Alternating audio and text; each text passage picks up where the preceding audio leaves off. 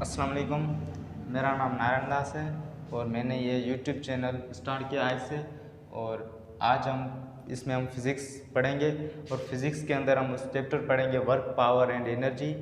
जो आज work power energy में सबसे पहले मैं आज जिस चीज़ को मैं डिस्क्राइब करूँगा वो होगा वर्क, जिसे हम उर्दू में काम बोलते हैं। तो हम ये महसूस करते हैं आम ज़िंदगी के अंदर, हम यही महसूस करते हैं जो भी हम चीज़ कर रहे हैं वो क्या होता है, काम होता है। चाहे वो हम खाते हैं, पीते हैं, चलते हैं, लिखते हैं, पढ़ते हैं, हर चीज़ क्या होती है, काम होती है। लेकिन फिज़िक्स में या साइंस में उससे हम काम नहीं मानते। काम की एक डेफिनेशन होती है फिज़िक्स में, मीन्स के वो बोलते हैं कि कोई भी ऑब्जेक्ट हो, ये क्या है, एक ऑब्जेक्ट है, ये ऑब्जेक्ट है। अगर हम इसके ऊपर फोर्स लगाते हैं, सपोज ये क्या हुआ, किसी भी दूसरी बाहर से इसको हमने फोर्स लगाई और ये ऑब्जेक्ट कुछ आगे बढ़ता है, आगे बढ़ता मीन्स के ये आगे कुछ डिस्प्लेसमेंट कवर करता है। डिस्प्लेसमेंट मीन्स के वो चीज़ होती है जिसमें कोई भी ऑब्जेक्ट आगे बढ़े और एक पार्टिकुलर डायरेक्शन के अंदर बढ़े, तब उसको हम बोलते हैं ये डिस्प्लेसमेंट। माना जब भी कोई ऑब्जेक्ट के ऊपर हम फोर्स लगाएं और वो कुछ आगे बढ़े तो उससे हम बोलते हैं कि उसने क्या किया है, वर्क डन किया है। तो वर्क डन फिज़िक्स के अंदर उसकी दूसरी भी डेफिनेशन होती है कि ये डॉट प्रोडक्ट होती है फोर्स और डिस्प्लेसमेंट की। वर्क डन का फार्मूला होता है F डॉट डी, ये क्या होता है, वर्क का फार्मूला होता है, इसे हम बोलते हैं ये फार्मूला होता है। अब अगर फिजिक्स के अंदर रूल होता है, एक क्रॉस प्रोडक्ट होती है, एक डॉट प्रोडक्ट होती है। जब डॉट प्रोडक्ट होती है तो उसको हटाने के लिए हम आगे क्या लगाते हैं, cos थीटा लगाते हैं। और जब यहाँ पे डॉट प्रोडक्ट को हटाने के लिए हम क्या लगाते हैं, cos थीटा। और जब यहाँ पे क्रॉस प्रोडक्ट होगी तो उसके लिए हम क्या लगाएंगे, साइन थीटा। तो ये इसको हटाएंगे, ये क्या डॉट प्रोडक्ट है, इसको हटाएंगे तो यहाँ पे हम क्या लगाएंगे, cos थीटा। अब हमें इसमें से पता चल रहा है कि जो भी वर्क डन है वो डिपेंड कर रहा है एक तो फोर्स के ऊपर, एक डिस्प्लेसमेंट के ऊपर, एक एंगल के ऊपर।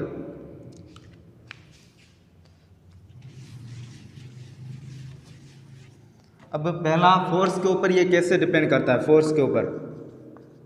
फोर्स मीन्स के जैसे हम फोर्स बढ़ाएंगे तो वर्क डन भी ज़्यादा होता जाएगा। जितनी हम फोर्स को बढ़ाएंगे उतना वर्क डन ज़्यादा। ये क्या होता है, वर्क डन डायरेक्टली प्रोपोर्शनल होता है किससे, फोर्स से। मतलब इस तरह से हम लिख सकते हैं force is directly proportional to work done, या work done is directly proportional to force, इस तरह से भी लिख सकते हैं। या हम लिख सकते हैं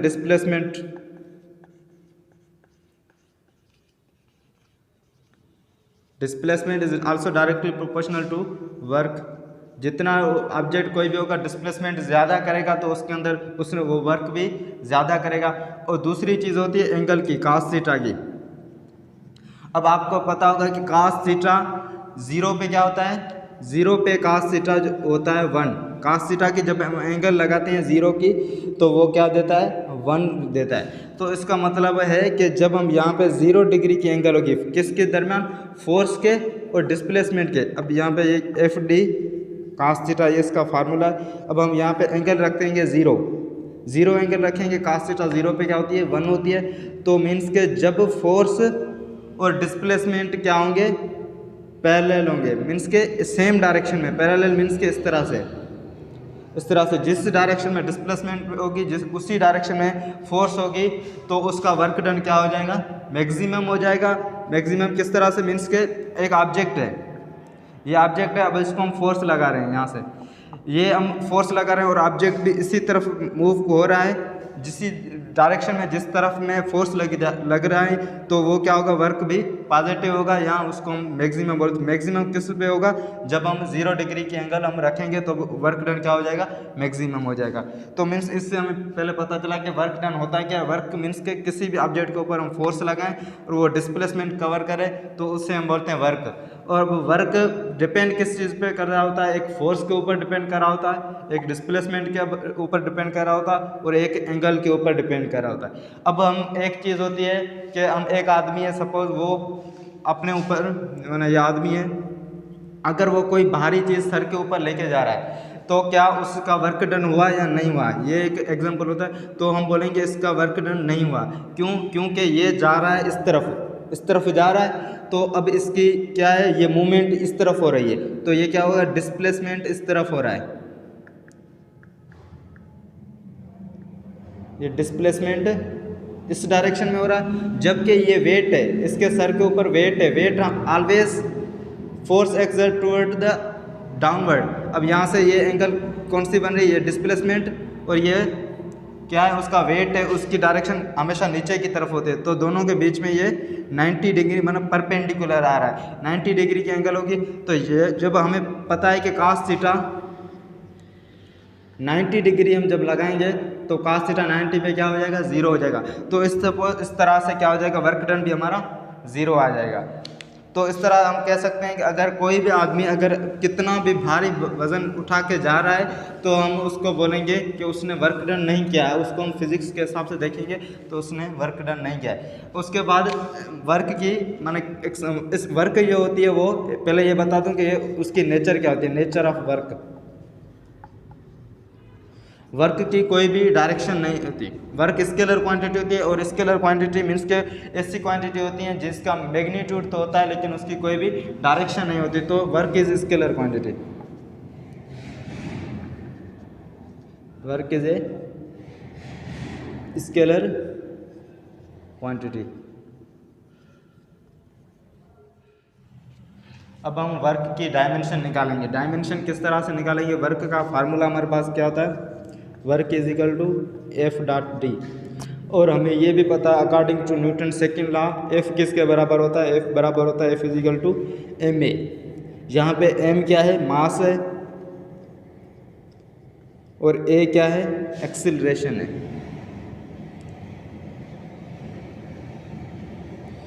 और हमें ये पता है कि मास की जो डायमेंशन होती है वो क्या होती है, कैपिटल एम। और यहाँ पे एक्सीलेशन क्या होता है, एक्सीलेशन का हम फार्मूला कैसे, मीटर पर सेकंड स्क्वायर। एक्सीलेशन का ये फार्मूला नहीं, ये एक्सीलेशन का क्या है, यूनिट है, सॉरी। तो इसके अगर हम इसकी फिर एक्सीलेशन की हम डायमेंशन निकालें तो मीटर मीन्स के लेंथ, उसकी एल आ जाएगी, सेकंड मीन्स के उसका time, L upon T square. ये क्या होगी, एक्सीलरेशन की डायमेंशन है, ये एक्सीलरेशन की डायमेंशन है, ये मास की है। तो हम इस तरह से पहले फोर्स की डायमेंशन क्या हो गई, फोर्स की डायमेंशन हो गई एम एल टी पावर -2, इसको इस तरह से भी हम लिख सकते हैं। ये क्या होगी, फोर्स की डायमेंशन होगी। अब डिस्प्लेसमेंट भी उसकी डायमेंशन भी क्या होती है, एल होती है, लेंथ है तो उसकी वजह से उसकी भी क्या होगी, एल होगी। तो इस तरह से इसकी क्या हो जाएगी, फोर्स की क्या हमने निकाली, एम एल टी पावर -2। अब यहाँ पे एल माना ये क्या होगी, खाली फोर्स की आ गई डॉट, अब डिस्प्लेसमेंट भी की भी एल होगी। अब ये रूल होता है तो एल मीन्स के ये आपस में मल्टीप्लाई स्क्वायर हो जाए, M L square T power -2। ये क्या है, डायमेंशन है किसकी, वर्क की।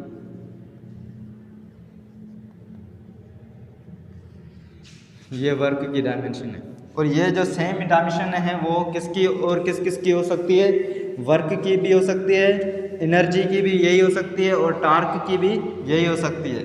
अगर हम कहीं पे भी क्वेश्चन आ जाए कि माना वो कौन सी क्वांटिटीज़ हैं जिनकी डायमेंशन सेम है, तो क्या वर्क की भी डायमेंशन और एनर्जी की और टार्क की,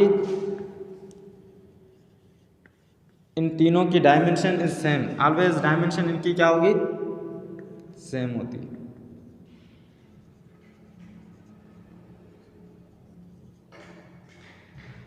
अब हमें डायमेंशन का पता चल गया कि इसकी डायमेंशन क्या है, M L square T power -2। ये क्या होती है, डायमेंशन होती है किसकी, वर्क की भी यही होगी, एनर्जी की भी यही होगी, टार्क की भी यही होगी। अगर फिर एनर्जी के अंदर फिर पूछेगा कि काइनेटिक एनर्जी की क्या है, पोटेंशियल एनर्जी क्या है, तो वो भी यही सेम मिल जाएगी।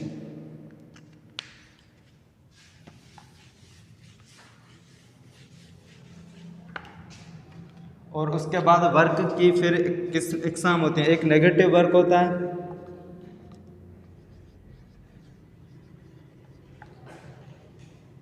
नेगेटिव एक पॉजिटिव, एक ज़ीरो वर्क भी होता है और एक मैक्सिमम भी होता है। तो नेगेटिव वर्क क्या होगा? वर्क का पहले हम नेगेटिव, ये सब वर्क, नेगेटिव वर्क कब होगा, पॉजिटिव वर्क कब होगा, ज़ीरो वर्क कब होगा या मैक्सिमम वर्क कब होगा। तो हमें पता है कि वर्क का फार्मूला क्या होता है, एफ डॉट डी। तो वर्क का फार्मूला क्या है, एफ डॉट डी। अब हमें पता कैसे चलेगी कब वर्क नेगेटिव होगा, कब पॉजिटिव होगा, कब ज़ीरो होगा। तो अब दूसरा इसका फार्मूला होता है एफ डी कास थीटा। अब सारा चीज़ किसकी है, एंगल की होती है और इन दोनों के डायरेक्शन के बीच में होती है। फोर्स की और डिस्प्लेसमेंट के बीच में की डायरेक्शन है उसके ऊपर ये डिपेंड करता है। अगर फोर्स और डिस्प्लेसमेंट सेम डायरेक्शन में है, मीन्स कि अगर फोर्स भी इस तरफ चल लग रही है और डिस्प्लेसमेंट भी इस तरफ ही है, तो ये वर्क क्या हो जाएगा, पॉजिटिव होगा। माना जब फोर्स और डिस्प्लेसमेंट सेम डायरेक्शन में होंगे तब वर्क क्या हो जाएगा, पॉजिटिव होगा। और जब फोर्स और डिस्प्लेसमेंट एक दूसरे के अपोजिट में होंगे, मीन्स के वर्क हम फोर्स इस तरफ लगा रहे हैं, वर्क डन डिस्प्लेसमेंट इस तरफ हो रहा है, तो उसका क्या होगा, वो नेगेटिव वर्क डन होगा। और ज़ीरो वर्क डन कब होगा, जब किसी भी फोर्स और डिस्प्लेसमेंट के बीच में जब एंगल क्या होगी, 90 डिग्री की जब एंगल आ जाएगी तो वर्क क्या हो जाएगा, ज़ीरो हो जाएगा। और मैक्सिमम कब होगा, जब फोर्स और डिस्प्लेसमेंट मीन्स के क्या हों, एक दूसरे के बिल्कुल ही पैरेलल हों, जहाँ जब दोनों के बीच में एंगल क्या हो, 0 डिग्री की एंगल हो, तो वर्क क्या हो जाएगा, मैक्सिमम हो जाएगा।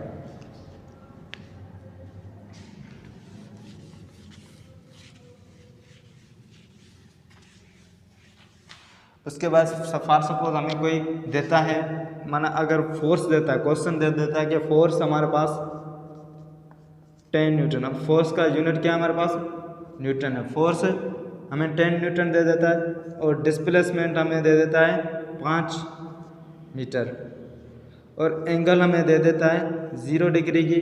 तो हमें वर्क डन मालूम करना होगा, मीन्स कि हमें यहाँ से पता चल जाएगा तो वर्क क्या हो जाएगा, पॉजिटिव हो जाएगा। अब अगर एंगल दे दे 0 डिग्री की एंगल दे देना तो समझ जाए कि वर्क मैक्सिमम होगा और पॉजिटिव होगा। तो फिर फार्मूला होता है F D cos theta. F work force कितनी है 10, डिस्प्लेसमेंट हमारे पास 5 है, कास अगर 0 पे 1 होगा, कास 0 पे ये ट्रिग्नोमेट्रिक रेशियो याद हो तो कास 0 पे क्या होगा 1 होगा।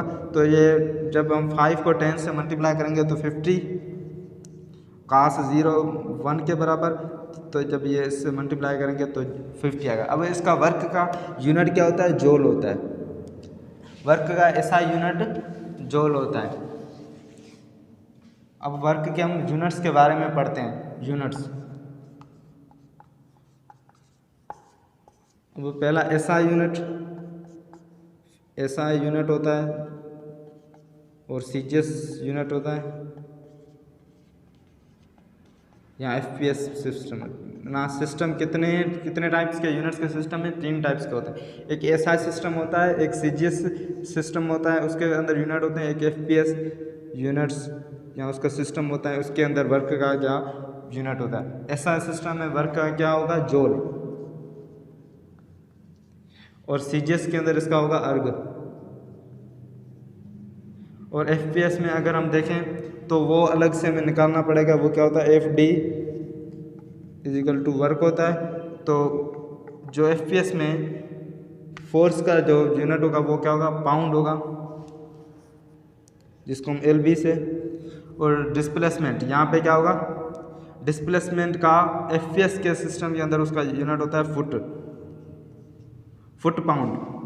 वर्क का एफपीएस सिस्टम के अंदर क्या होगा, फुट पाउंड।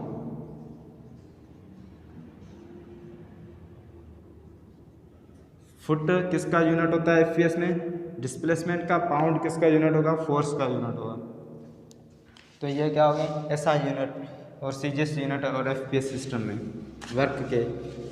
और एक चीज़ होती है, अगर क्वेश्चन होता है कि कोई भी ऑब्जेक्ट अगर सर्कल के अंदर मूव कर रहा है, इस तरह से कोई भी सर्कल के अंदर ऑब्जेक्ट मूव कर रहा है तो उसका वर्क डन क्या होगा, जब कोई भी ऑब्जेक्ट अगर सर्कल के अंदर मूव करे, मीन्स कि अगर वो यहाँ से स्टार्ट हुआ है, अगर फिर से मूव होकर चल के फिर इसी ए पॉइंट, ये ए पॉइंट है, अगर ए पॉइंट से मूव होकर फिर वो ए पॉइंट वापस आ जाता है तो उसका वर्क डन क्या होगा, 0 होगा। कोई भी ऑब्जेक्ट अगर क्लोज्ड पाथ के अंदर, सपोज इस तरह का भी क्लोज्ड पाथ हो सकता है, इस तरह से अगर यहाँ से स्टार्ट हुआ, ये ए पॉइंट है, फिर बी पॉइंट पे गया, फिर सी पे गया, फिर डी पे आया, अगर यहाँ से यहाँ गया बी पे, सी से, डी से फिर ए पे आया, तो हम बोलेंगे कि इसका वर्क डन क्या होगा, 0 होगा। और अगर सर्कल के अंदर कोई ऑब्जेक्ट मूव हो रहा है तो भी हम बोलेंगे कि उसका वर्क डन क्या होगा, 0 ही होगा। तो इस तरह से हम बोल सकते हैं कि एक किस्म की फोर्स होती है, उस फोर्स का नाम होता है सेंट्रीपिटल फोर्स। सेंट्रीपिटल फोर्स क्या होती है? Centripetal force, centripetal force, centripetal force वो होती है जो कोई भी ऑब्जेक्ट, किसी भी ऑब्जेक्ट को सर्कल के अंदर, किसी भी ऑब्जेक्ट को सर्कल के अंदर मूव करवाने में हेल्प करती है। हमने ये पढ़ा हुआ न्यूटन के फर्स्ट लॉ के अंदर कि कोई भी ऑब्जेक्ट अगर रेस्ट में होगी तो रेस्ट में होगी जब तक उसके ऊपर कोई भी फोर्स ना लगे, जब फोर्स लगेगी तभी वो आगे मूव होगी।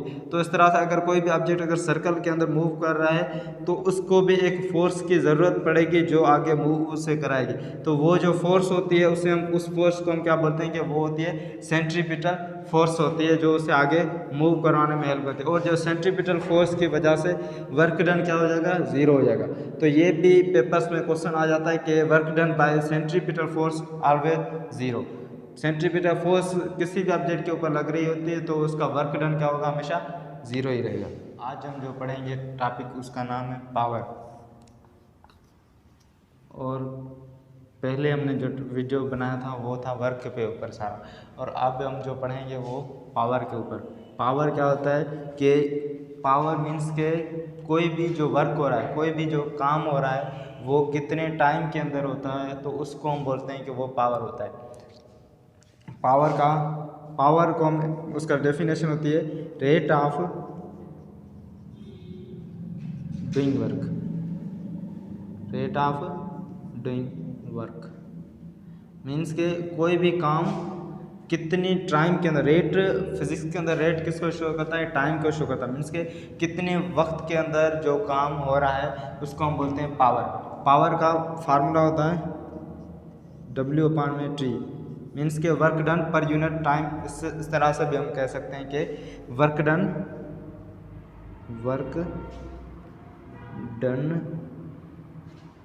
पर यूनिट, वर्क डन ये, और ये जो लाइन लगी होती है इससे हम फिजिक्स के अंदर पढ़ते हैं पर यूनिट टाइम। कोई भी काम कितने टाइम के अंदर हो रहा है उससे हम बोलते हैं पावर। और इस तरह से पावर की एक दूसरी भी डेफिनेशन होती है जो P=F.V, कि पावर जो होता है वो फोर्स और वेलोसिटी की डॉट प्रोडक्ट होती है, उसे हम बोलते हैं power. The dot product of force and velocity is called also power.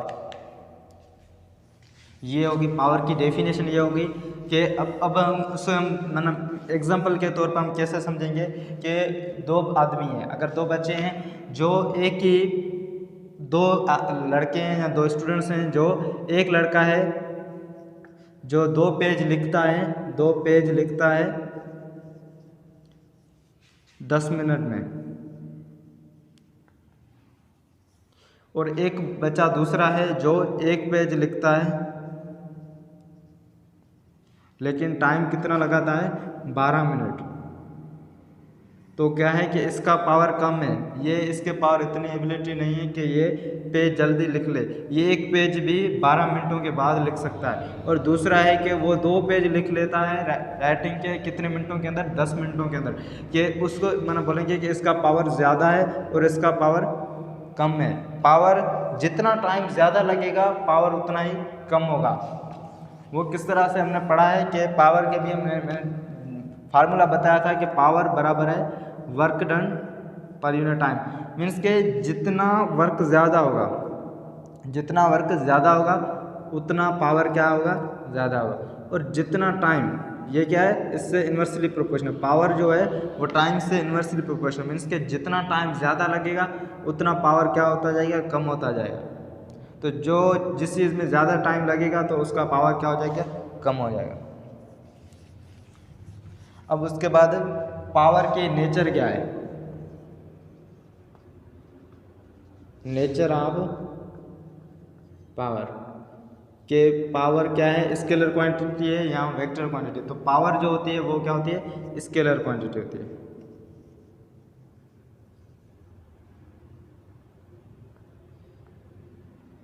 Scalar quantity होती है, और जो हमें पता है कि स्केलर क्वांटिटी जो क्वांटिटी होती है, ऐसी क्वांटिटी होती हैं जिनकी कोई भी डायरेक्शन ना हो, सिर्फ उनके पास क्या हो, मैग्नीट्यूड हो, लेकिन उनके पास कोई भी डायरेक्शन ना हो, तो उसे हम बोलते हैं कि ये क्या है, ये स्केलर क्वांटिटी होती है। और उसके बाद पावर की हम अगर बात करें उसकी डायमेंशन की,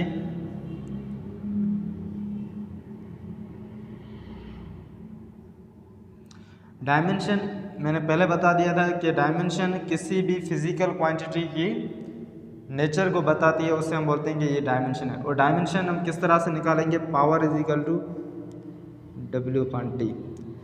तो हमें पहले पता है कि वर्क की डायमेंशन क्या है, mL²T⁻², ये क्या है, वर्क की। और यहाँ पे नीचे ये टाइम की, ये जो नीचे टाइम है उसका डायमेंशन क्या है, T है। तो अब अगर हम मैथमेटिकली इसको सॉल्व करेंगे, ये T नीचे है, ये ऊपर रहेगा, तो क्या हो जाएगा, नेगेटिव का हो जाएगा। मीन्स के इसकी डायमेंशन क्या हो जाएगी, mL²T⁻³ ये क्या हो जाएगा, डायमेंशन हो जाएगी किसकी, पावर की। डायमेंशन क्या है, mL²T⁻³ ये डायमेंशन है किसकी, पावर की।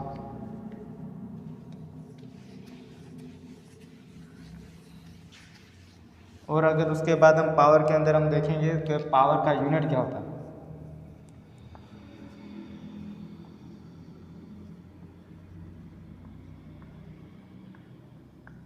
पावर का यूनिट क्या होता है, तो पावर का यूनिट क्या होता है, वाट। ये ऐसा सिस्टम है, इसका यूनिट होता है वाट होता है। और एक FPS सिस्टम में इसका ये क्या किस सिस्टम होता है, ऐसा सिस्टम है। और FPS सिस्टम में इसका यूनिट होता है क्या होता है, HP, मीन्स के horse power. 1 horse power is equal to 746 watt के बराबर होता है। एक जो हार्स पावर बराबर होता है 746 वाट्स के बराबर होता है एक FPS में इसका यूनिट होता है हार्स पावर, और ये वाट में। और फिर उसके बाद CGS में इसका क्या यूनिट होगा, CGS में पहले मैंने बताया था कि वर्क का यूनिट क्या होता है, अर्ग पर सेकेंड, ये यूनिट होता है किसमें, CGS में। और ऐसा सिस्टम में हम इसका दूसरा भी बना सकते हैं, वो क्या होता है, जूल पर सेकेंड। ये भी ऐसा सिस्टम में पावर का यूनिट हो सकता है। अब पावर का ऐसा सिस्टम में भी यूनिट आ गया, और ऐसा सिस्टम में भी आ गया, FPS में भी आ गया, और CGS सिस्टम में भी पावर का यूनिट आ गया।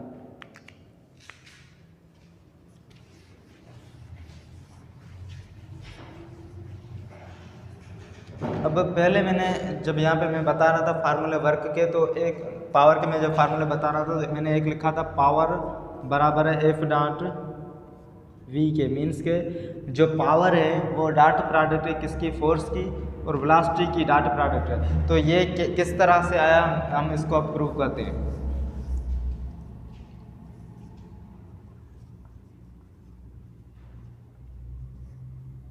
F.V is equal to power F.V के बराबर किस तरह से है।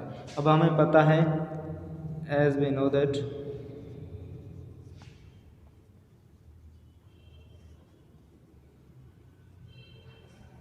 पावर नहीं, पहले लिखेंगे वर्क जो कि बराबर है F.D के।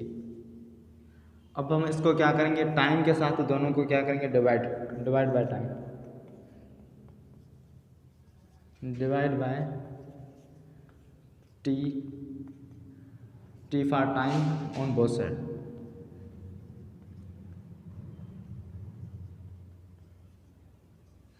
तो ये क्या हो जाएगा, पावर नहीं, अभी भी वर्क को पहले हम टाइम के साथ डिवाइड करेंगे और इसके भी एफ डॉट डी को भी हम टी के साथ डिवाइड कर देंगे। अब हमें पता है कि ये डी अपॉन टी जो कि बराबर होता है डी अपॉन टी जो कि बराबर होता है वी के। मीन्स के ये क्या, डिस्प्लेसमेंट पर यूनिट टाइम। ये हमने पढ़ा हुआ है कि डिस्प्लेसमेंट पर यूनिट टाइम किसके बराबर होता है, वी के बराबर। वी यहाँ पे किस चीज़ को शो करा है, वेलोसिटी को। तो ये मैंने पहले फार्मूला जो बताया था कि work done per unit time, ये किसके बराबर होगा, पावर के। और एफ डॉट डी, एफ यहाँ पे एफ ही रहेगा, ये डॉट रहेगा। डी अपॉन टी किसके बराबर, वेलोसिटी वी। तो इस तरह से हमें पता चल गया कि पावर जो है डॉट प्रोडक्ट है किसकी, फोर्स की और वेलोसिटी की, दोनों की क्या है, डॉट प्रोडक्ट है।